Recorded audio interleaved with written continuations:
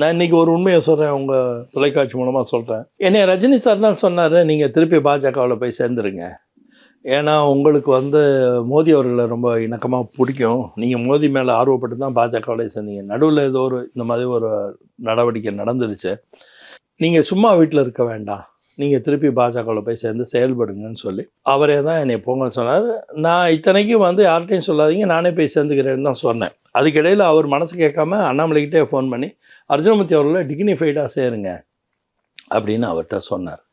நான் அண்ணாமலை அவர்கள் இதுக்கு முன்னாலே நானும் அண்ணாமலையும் தொடர்ந்து பழகிட்டு இருக்கும்போது நான் அண்ணாமலைக்கிட்ட ஃபோன் பண்ணி நம்மள்ட்ட எங்கேயாச்சும் லஞ்ச் போகலான்னு சொன்னோன்னே, அண்ணாமலை தானே வாங்கினே நம்ம ஃபிஷர்மேன் கோவ் போவோம், எங்கள் வீட்டுக்கு பக்கத்தில் இருக்கிற நானும் அவரும் போனோம்.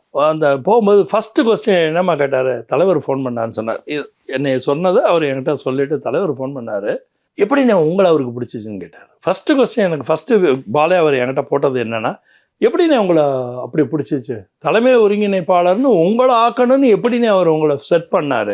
அவருக்கு ரொம்ப ஆச்சரியம். ஏன்னா நான் வெளி உலகத்துக்கு தெரியாத ஒரு மனிதன், திடீர்னு வெளி உலகத்துக்கு தெரிகிறேன். இத்தனைக்கும் எனக்கு ஒன்று நெருக்கமான உறவு ரஜினி சார்ட்ட இல்லைங்கிறதும் அவர் அசஸ் பண்ண பீங்க போலீஸ்காரர் அதை ஃபைண்ட் அவுட் பண்ணியிருப்பார்.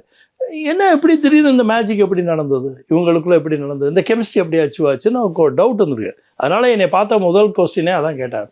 நான் அவர்கிட்ட சொன்னேன், எனக்கு தெரியலங்க, ஒரு 1-2 நிகழ்வு தான் அவரை பார்த்தேன், சந்தித்தேன். அப்போயே முதல் நாள் சந்திக்கும் போதே அவர் என்கிட்ட சொன்னார், நான் அரசியல் கட்சி ஆரம்பித்தா நீங்கள் வருவீங்களான்னு கேட்டார்.